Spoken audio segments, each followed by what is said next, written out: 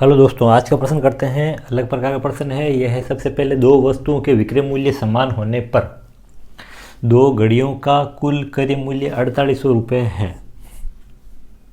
पहली घड़ी को 15% हानि पर तथा दूसरी घड़ी को 19% लाभ पर बेचने पर उनके विक्रय मूल्य समान हो जाते हैं। तो 15% हानि पर बेची घड़ी का क्रय मूल्य क्या था? कल अपना प्रश्न था कि दो घड़ियों का क्रय मूल्य 4800 रुपये है। पहली घड़ी को 15% हानि पर और दूसरी घड़ी को 19% लाभ बेचने पर पूरे सौदे में इतने प्रतिशत का लाभ हुआ या इतने प्रतिशत की हानि हुई या फिर न तो लाभ हुआ न हानि हुई। तो क्रय मूल्य निकालना था या क्रय मूल्य निकालना था।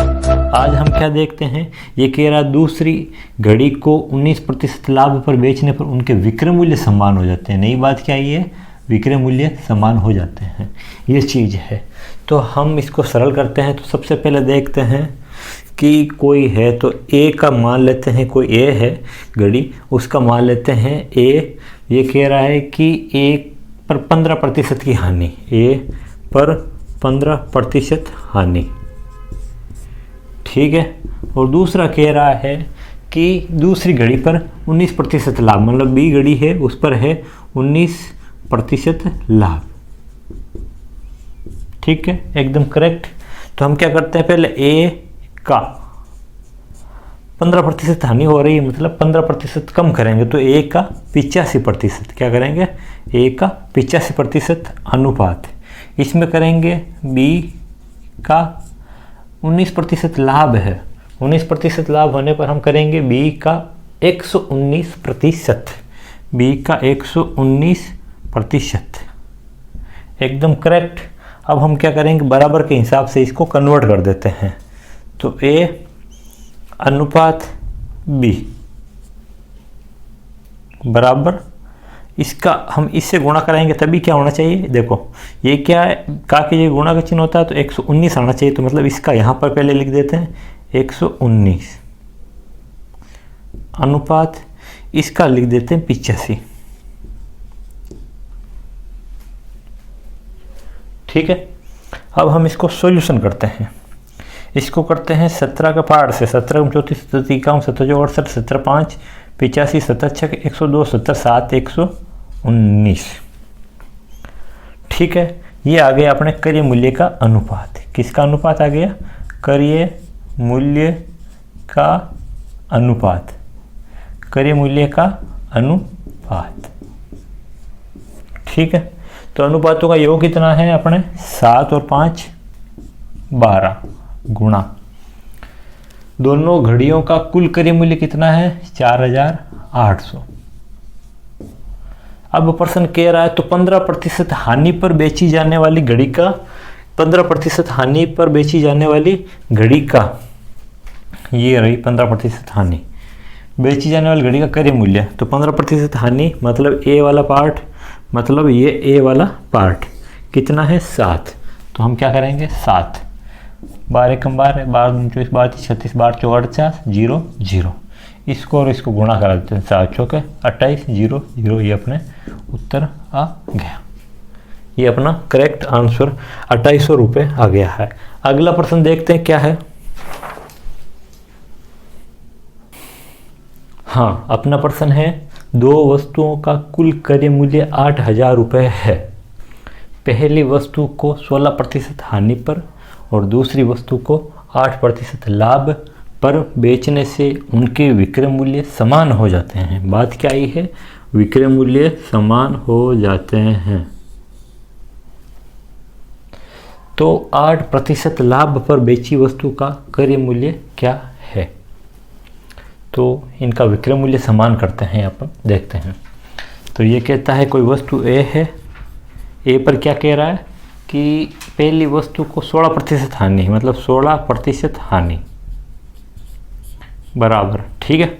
दूसरी वस्तु को 8% लाभ, कोई वस्तु बी है उसको 8% लाभ पर बेचा जाता है और दोनों को बराबर कर दिया, क्यों, कह रहा विक्रय मूल्य समान हो गया।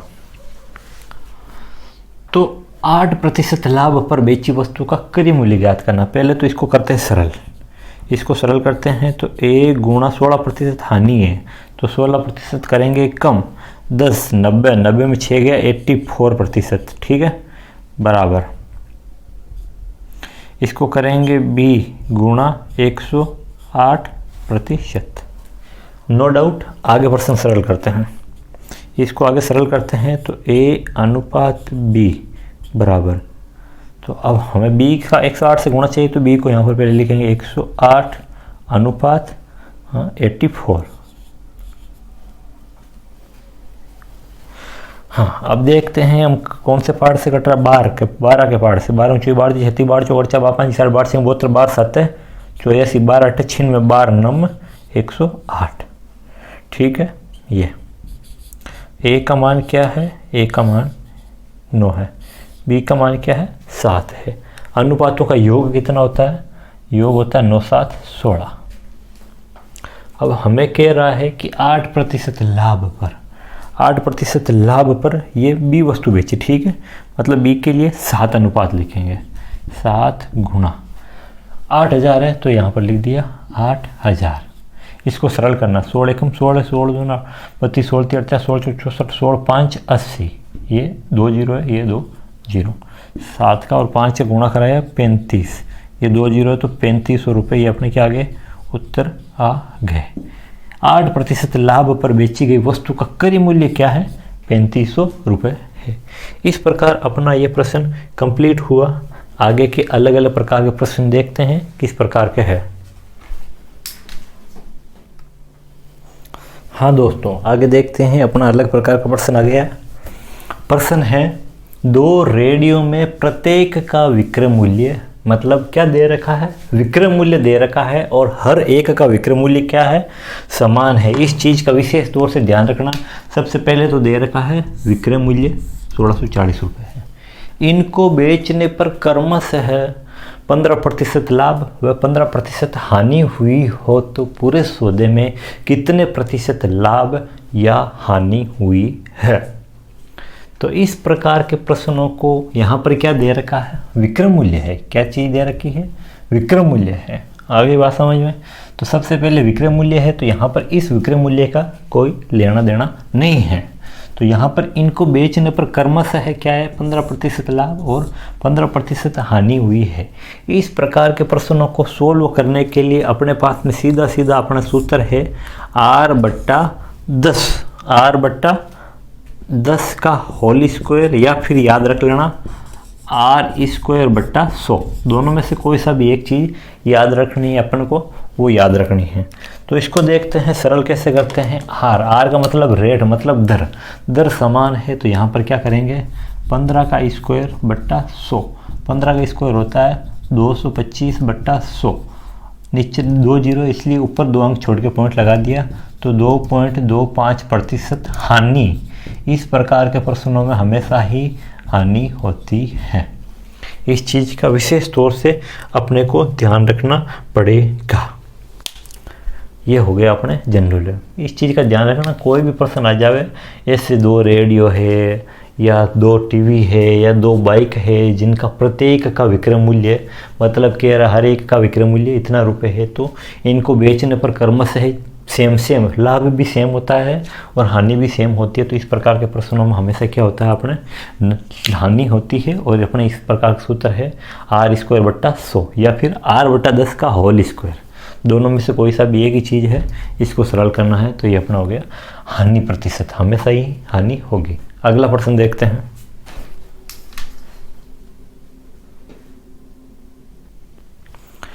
हेलो दोस्तों, हम देखते हैं कि अब लाभ हानि के ऐसे प्रश्न हैं जिनमें 2 वस्तुओं का विक्रय मूल्य समान है। मतलब विक्रय मूल्य क्या होना है, समान होना है, तथा लाभ प्रतिशत या हानि प्रतिशत असमान हो तो निम्न प्रकार से हल करना है। समझो क्या कहना चाहता है, बहुत अति महत्वपूर्ण है। गलत होने की संभावना बहुत ज़्यादा रहती है इस प्रकार के प्रश्नों में। प्रश्न ऐसा दिया हुआ रहेगा, मैं पढ़ के सुना देता हूँ आपको। प्रश्न ऐसा रहेगा, पहले तो यही है कि लाभ या हानि के प्रश्न संबंधित रहेगा। फिर कहेगा कि दो वस्तुएं हैं जिनका विक्रय मूल्य समान है, या फिर कहेंगे दो वस्तुएं जिनका मूल्य 4,000 रुपये है या 16,800 है या 16,500 जो भी है, मतलब विक्रय मूल्य को क्या करेगा, समान करेगा। फिर क्या कहेगा कि एक वस्तु पर लाभ प्रतिशत ये है तथा दूसरी वस्तु पर हानि ये है, या फिर कहेगा पहली वस्तु पर हानि ये प्रतिशत है, दूसरी वस्तु पर लाभ प्रतिशत ये है, या फिर कहेगा पहली पर लाभ दूसरी पर लाभ, या फिर कहेगा पहली पर हानि या दूसरी पर हानि। मतलब लाभ या हानि का प्रतिशत क्या होता है, असमान होता है। तो निम्न प्रकार से हल करेंगे। तो प्रश्न क्या है वो हम प्रश्न देखेंगे, अति महत्वपूर्ण है आपके लिए। इसमें क्या समझना, विक्रय मूल्य तो क्या रहेगा, समान रहेगा, लाभ प्रतिशत या हानि प्रतिशत क्या रहेगी, असमान रहेगी।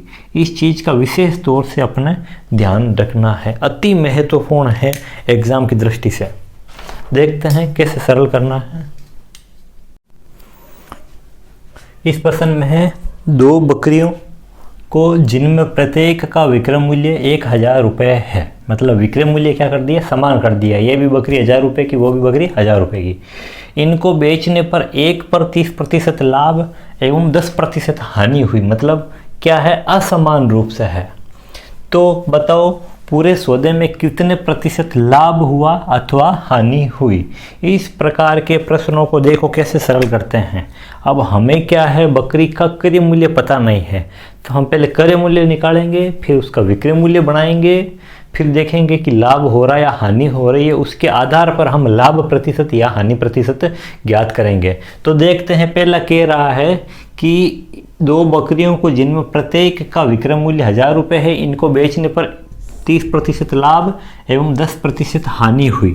तो मान लो पहली भाई ए है, तो ए बकरी है, तो ए का 30% लाभ क्या है, ए का 30% लाभ, और बी के लिए क्या है, बी का 10% हानि, बी की 10% हानि। ये हो गया अपना। अब हमें क्या निकालना है, ए और बी का मान निकालना है। तो पहले तो इसको सरल करते हैं अभी, ए गुणा 130 अनुपात बी गुणा 90, ठीक है। अब ए और बी के मान निकालने के लिए हम क्या करते हैं, अभी पहले जस्ट पिछले प्रश्नों में ज्ञात क्या किया था, ए अनुपात बी ज्ञात करना है। तो ये क्या होता है, तो यहाँ पर आ जाएगा। तो इसको हम सरल करते हैं, देखो आगे इसको सरल करते हैं। तो ए अनुपात बी बराबर करते हैं इसका इससे गुणा के लिए, पहले इसको 90 अनुपात 130 लिखते हैं।